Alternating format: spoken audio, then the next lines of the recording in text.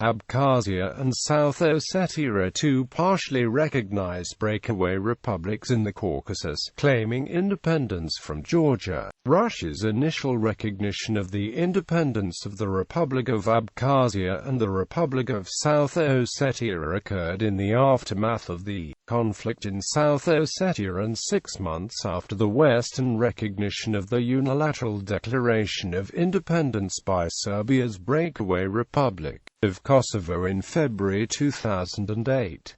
This, and resultant non-recognition of Abkhazia and South Ossetia by the West, has led to claims of hypocrisy and double standards on the part of both sides of the recognition divide. In total, Abkhazia and South Ossetia were recognized by 6 and 5 UN member states respectively, though Vanuatu subsequently withdrew its recognition of Abkhazia in 2013 as did Tuvalu both in 2014.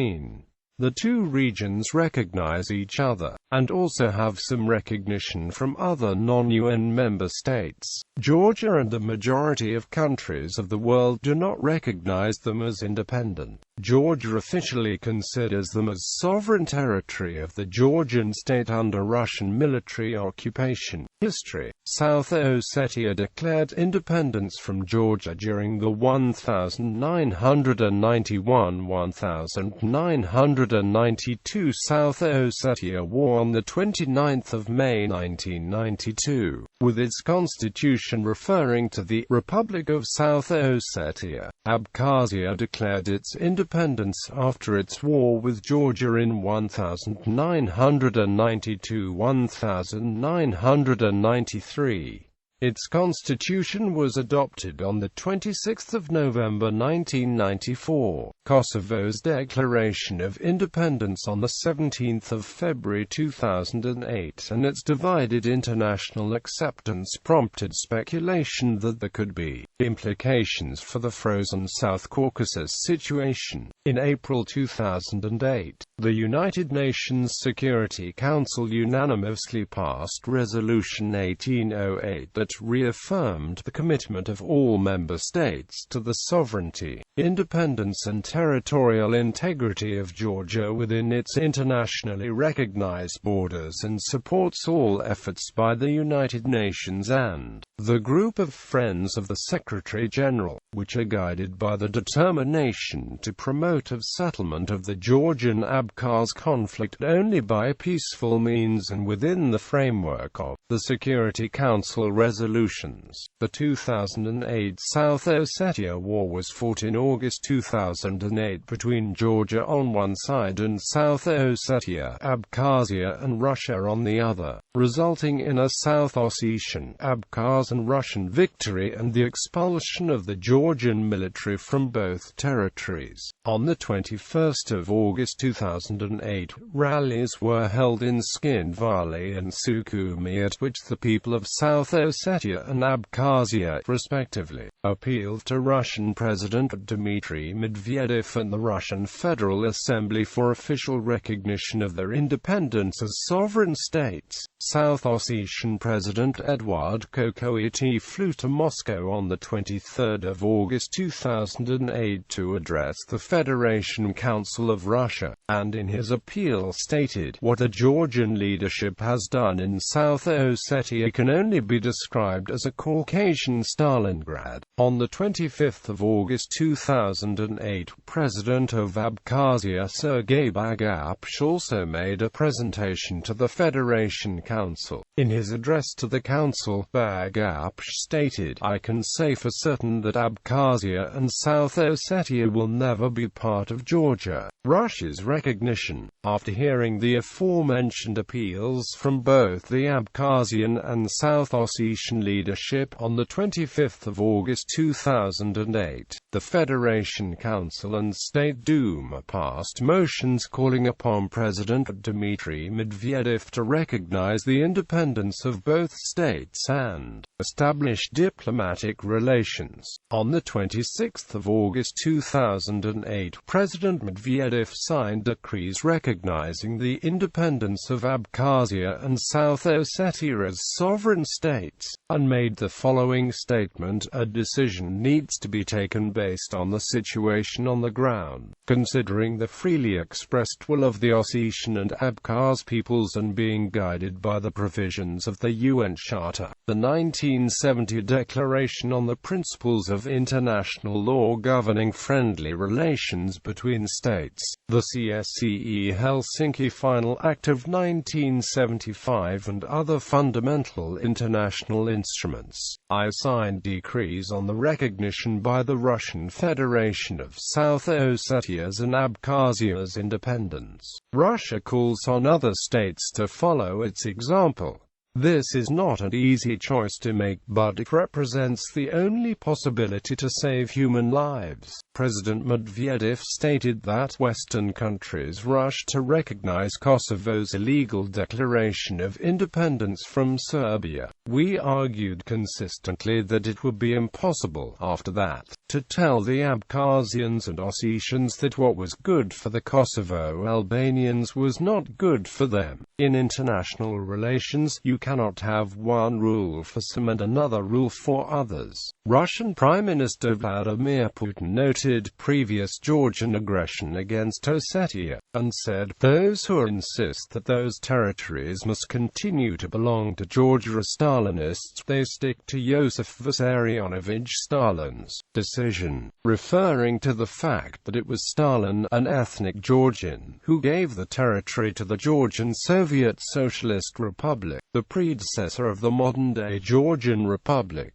The Russian representative to NATO, Dmitry Rogozin, stated that Russia's recognition of the independence of Abkhazia and South Ossetia is irreversible, but called upon NATO countries to withdraw and review the decision concerning Kosovo's independence and subsequently act on the premise that this is the new political reality. Quote, he warned, moreover, that any NATO attack on Russia-supported regions would mean a declaration of war on Russia. In the UN Security Council, the United States was heavily critical of Russian support of the secessionist governments, accusing the government of violating Georgia's territorial integrity. In response, Vitaly Churkin, the permanent representative of Russia to the UN, attacked the U.S. claim to moral high ground by recalling its invasion of Iraq in 2003. Others accused the United States of hypocrisy, citing its support of the violation of Serbian territorial integrity when it recognized the independence of Kosovo in 2008. The Russian government also welcomed Nicaragua's recognition of the two states, and called on other countries to recognize reality and follow Nicaragua's example. President Daniel Ortega announced that his government recognizes the independence of South Ossetia and Abkhazia and fully supports the Russian government's position. Medvedev also signed into law federal bills ratifying friendship, cooperation, and mutual assistance pacts between his government and those of Abkhazia and South Ossetia. The laws stipulated the obligations of each state to provide assistance to each other if either of them comes under attack, joint protection of Abkhazia and South Ossetia's borders, as well as cooperation on a wide range of economic, social, and humanitarian issues. The states would also jointly counter organized crime, international terrorism, and drug trafficking as documents was signed for 10 years with an option to extend the deal automatically. Georgia's response. Georgian President Mikhail Saakashvili considered Russia's move as an attempt to alter the borders of Europe by force. Below are some excerpts from his statement. This is the first attempt on European territory since Hitler's regime and Stalin's Soviet Union, where a large state is trying unilaterally, with the use of force, to completely crush a neighboring country and openly annex its territory. This is inconceivable lawlessness and insolence. Russia has done unthinkable damage to its place in the international community. The question of the re-establishment of the territorial integrity of Georgia and the protection of its freedom. This is not an internal Georgian problem, or a question of Georgia and Russia. This is now a question of Russia and the rest of the civilized world. Georgia's future is not only the future of Georgia, this is the future of the whole civilized world.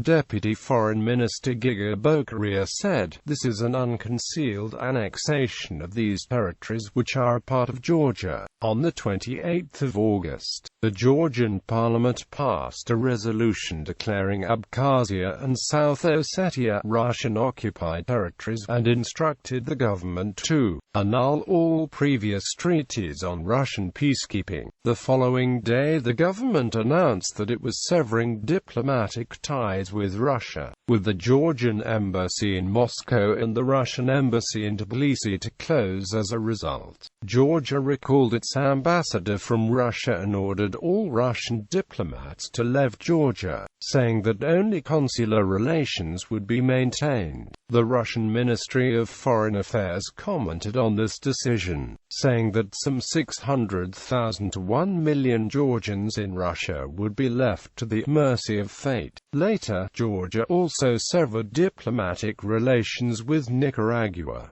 Georgia moved to economically isolate the regions. A ban on economic activity in the regions without Georgian permission was issued, and anyone caught violating this ban by the Georgian authorities faced prosecution. The Georgian Navy blockaded the coast of Abkhazia and has seized 23 cargo ships trying to bring supplies to Abkhazia, most notably fuel supplies. Abkhazia is dependent on fuel imports, and faced a serious shortage as a result. Russia began deploying boats from its own Black Sea Fleet on the 21st of September 2009 in response. In August 2009, Russia and South Ossetia accused Georgia of shelling Ossetian villages and kidnapping 4 South Ossetian citizens. Russia threatened to use force unless the shelling stopped, and put its troops stationed in South Ossetia on high alert. Georgia criticized Nauru following the small island state's recognition of Abkhazia. Minister of Reintegration Timur Yakubashvili stated, "The recognition of Abkhazia's independence by Nauru is more like a comedy. It changes nothing on the international arena." In January 2010, Georgia adopted a strategy regarding the reintegration of Abkhazia and South Ossetia. The strategy is called Involvement Through Cooperation, and it was presented to the international organizations as well as to Abkhazia and South Ossetia. The document says Georgia views peaceful methods as the only way for conflict solution and that there won't be a war with these regions. It envisions engagement of people of these two regions through education as well as social, economic and business projects, instead of isolation. Western response: the European Union, NATO, the OSCE, and the United States immediately voiced displeasure with Russia's decision. Controversy. Comparisons with Kosovo. The Assembly of the Serbian Autonomous Province of Kosovo and Metohija, under administration of the United Nations Interim Administration Mission in Kosovo since 1999, unilaterally declared independence as the Republic of Kosovo on the 17th of February 2008. The Republic of Kosovo was soon recognized by the United States and the EU. In an emergency session of the UN Security Council, Serbian President Boris Tadic asked the Council, "Are we all aware of the precedent that is being set, and are we aware of the catastrophic consequences that it may lead to?" The permanent representatives of the United States, United Kingdom and France presented their opinion that the Kosovo case is sui generis in nature and could not be perceived as a precedent. The setting of a precedent was mentioned by many countries. Among them were Argentina and Cuba. India stated that Kosovo can set a very dangerous precedent for similar cases around the world. The then Russian President Vladimir Putin described the recognition by Western powers of Kosovo independence as terrible precedent, which will de facto blow apart the whole system of international relations, developed not over decades, but over centuries. Quote, he then went on to say, they have not thought through the results of what they are doing. At the end of the day it is a two-ended stick, and the second end will come back and hit them in the face. In hearings before the United States House Committee on Foreign Affairs, California Republican congressman and member of the Subcommittee on International Organizations, Human Rights, and Oversight, Dana Rohrabacher, compared the situation in Georgia to Kosovo. Now, we can talk until we are blue in the face, trying to say there is no analogy here, but it does not cover up the obvious analogy between Kosovo and what is going on in Georgia, where you have breakaway republics similar to what the Serbs faced. Now, the only difference is, of course, we are Americans, and they're Russians, and the people trying to break away there were pro-Russian. Either we are for democracy, either we are for those people in Kosovo and in Ossetia and elsewhere, and, I might say, in Georgia, for the right to be separate from Russia, to begin with, and if we lose that, we have lost the high ground. We are already losing our credibility right now.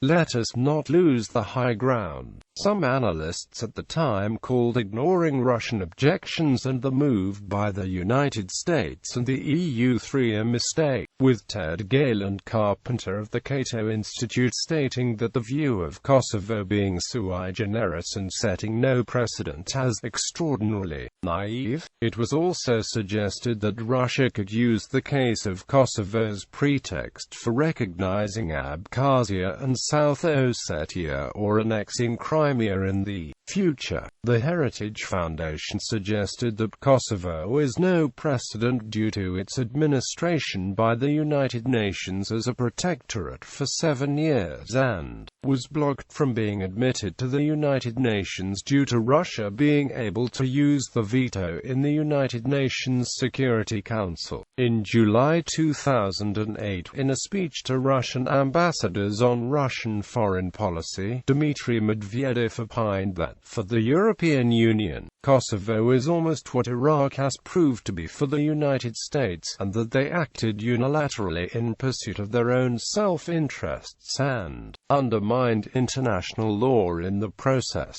Latvian newspaper Dina on 28 August 2008 argued that Medvedev's decree was a blow below the belt for Russia's ally Serbia. If the changes in Abkhazia and South Ossetia occurred, as Russia claims, in accordance with the example set in Kosovo, then that means that Russia has indirectly admitted that Kosovo's departure from Serbia was lawful. In September 2009, Russian permanent representative to the United Nations, Vitaly Churkin, when asked by journalists why Abkhazia and South Ossetia should be internationally recognized and Kosovo not, said that the strongest argument is the fact that at the time when Kosovo's authorities made the UDI, nobody was threatening them or putting them in a position where they had to secede. On the contrary, Belgrade even went so far as to refrain from exerting any military or economic pressure on Pristina. In October 2009, Dmitry Medvedev said that parallels between Kosovo and South Ossetia are inappropriate. We are categorically against drawing parallels between the Balkan events and the events in the Caucasus, he said. As concerns South Ossetia, it's our unambiguous, absolutely clear position about repelling direct military aggression, and what was done by Russia after that was done in full accordance with the UN Charter. Quote, he said that Kosovo's unilateral declaration of independence and the events that followed have confirmed the inadequacy of attempts to adjust the solution of complex international problems to considerations of notorious political expediency. Quote,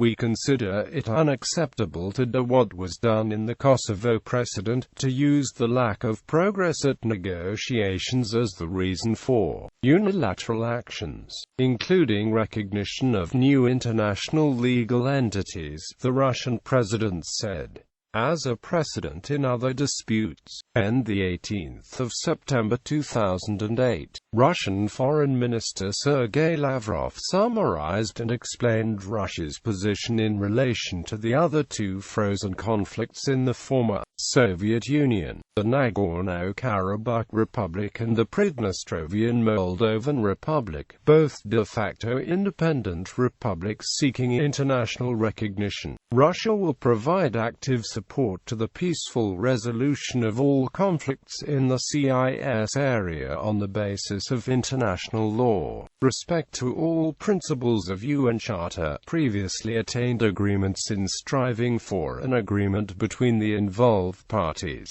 We will execute our mediatory mission in the negotiation process with great responsibility, which refers to Transnistria and Nagorno-Karabakh. Each conflict has its own features, a format and mechanisms of mediation. But the South Ossetian crisis does not set a precedent for them. Quote, he went on to give the following explanation for this position. None of those concerned with Nagorno-Karabakh and Transnistrian settlement plan to violate international law, tear up existing accords, destroy the agreed settlement format and bomb civilian residents and peacekeepers. There is no one there who would like to ensure territorial integrity by mass killing of people whom you consider your citizens, residents of your own country. There can be no parallels here. Thank God Saakashvili is the sole phenomenon of its kind. Nagorno-Karabakh Republic. The French ambassador to Armenia Serge Smesov commented that the events in Georgia have changed the regional situation, and therefore we hope that there will arise the possibility of rapid solution to the Karabakh conflict. In Armenia, the five political parties, the Union Constitutional Right, the Democratic Party of Armenia, the United Communist Party of Armenia, the Christian Democratic Union of Armenia and the Union National Self-Determination, welcomed the recognition of Abkhazia and South Ossetia by the Russian Federation. The Union Constitutional Justice stated in a declaration that today an unprecedentedly favorable situation for the international recognition of the Nagorno-Karabakh Republic has come to a head, and Armenian diplomacy does not have the right to delay, and what Armenian and Karabakh diplomacy could not do in 17 years, Russia has done in 20 days. The declaration went on to say that in case of the conflicts which have arisen on post-Soviet space, the thesis of territorial integrity cannot be a method for solving the conflicts. On the contrary, the continued reiteration of this thesis can lead the conflict to military confrontation, and all of the consequences that entails. The Armenian President Sargsyan, however, stated that Armenia will not formally recognize Abkhazia and South Ossetia as independent states anytime soon, but reiterated his support for the residents' right to self-determination. He said that Armenia will not recognize them, for the same reason that it did not recognize Kosovo's independence. Having the Nagorno-Karabakh conflict, Armenia cannot recognize another entity in the same situation as long as it has not recognized the Nagorno-Karabakh Republic. Secretary of the opposition party Heritage Stepan Safaryan expressed the opinion that the recognition of Abkhazia and South Ossetia by Armenia would be dangerous, as it could damage Armenia's sole stable way to communicate with the outside world, through Georgia. Transnistria, president of the unrecognized Pridnestrovian Moldovan Republic, also known as Transnistria, Igor Smirnov, said that the Russian leadership, in recognizing the independence of Abkhazia and South Ossetia, has underlined the priority of the expression of the will of the people for solution of such problems. On the 25th of August, the day before Russia's recognition, Dmitry Medvedev met with President of Moldova Vladimir Voronin, where the Russian leader made it clear that Moscow is ready to solve the Transnistrian problem within the framework of the sovereignty of the Republic of Moldova with the maximum effort. Relations between Moldova and Pridnestrovia worsened after Moldova refused to support the independence of Abkhazia and South Ossetia within Russia, according to a declaration addressed to the Council of Europe by Russian human rights activists. The situation in the North Caucasus republics has become greatly more agitated since the war between Russia and Georgia in the South Caucasus. Quote, in Ingush opposition activist Magomed Kazbiev, in an interview with radio station Echo Moskvy, called for Ingushetia to separate from Russia, saying that, "We must ask Europe of the US to separate us from Russia." Quote, he also said, "If we aren't acceptable to this country, we don't know what else we should do." President Dmitry Medvedev did not express concerns about possibility of renewed separatist sentiments in the North Caucasus and believed such scenarios could only arise from foreign countries. In an interview with Euronews, he said that he did not see any such dangers so long as the people from abroad do not meddle in these affairs. Thinking up various scenarios for dismembering Russia, separatism, Georgian Justice Minister Nika Geramio claimed that this will have very serious political consequences for Russia. Quote, "We will overcome this crisis, I am sure, but what is Russia going to do with its own state, in respect of separatism, which is still a problem in Russia? I'm not worried much about it, but I'm sure that it will lead to a total collapse of Russia if not today, tomorrow, for sure," he told journalists.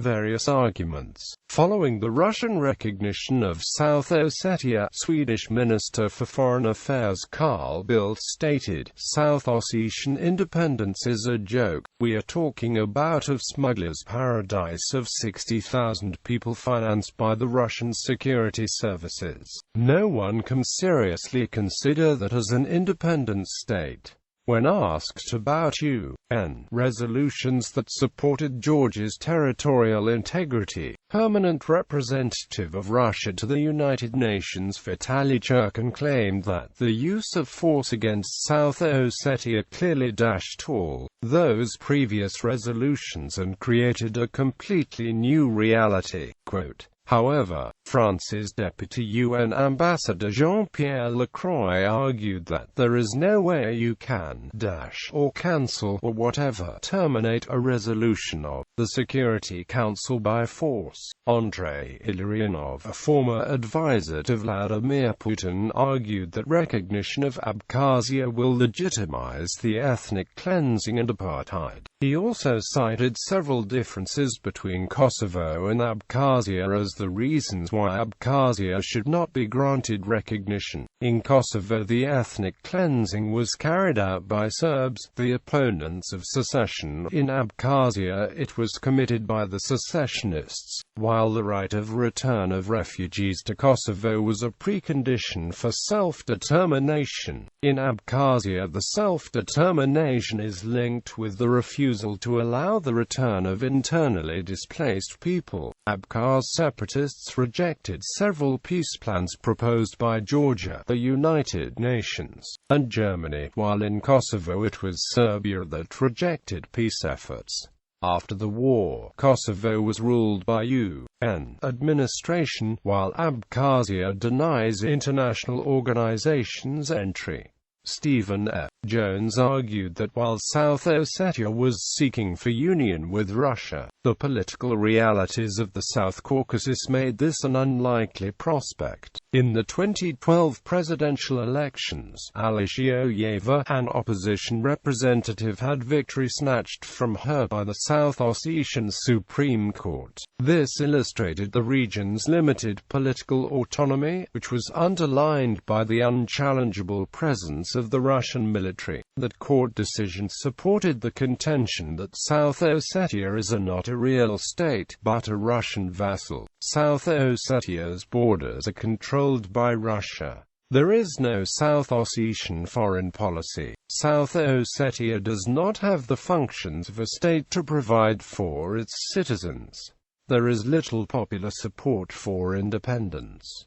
Other events. Abkhazia said it would not take part in the Geneva talks on security and stability in the Caucasus in June 2010 because of concerns over the objectivity of the co-chairmen, who were representatives of the UN, the EU, and OSCE. A spokesman said, "Our proposals are being ignored. Discussions on the non-renewal of war are being procrastinated. Instead, secondary questions are being discussed. Thereupon we feel the co-chairmen have no real proposals, and we want to give them time till September to prepare a document concerning security, and acceptable for all sides. The Geneva discussions are necessary, and it is normal that each party voices its position, but the mediators must be neutral and non-biased." But the mediators failed to conduct discussions in a constructive, impartial manner.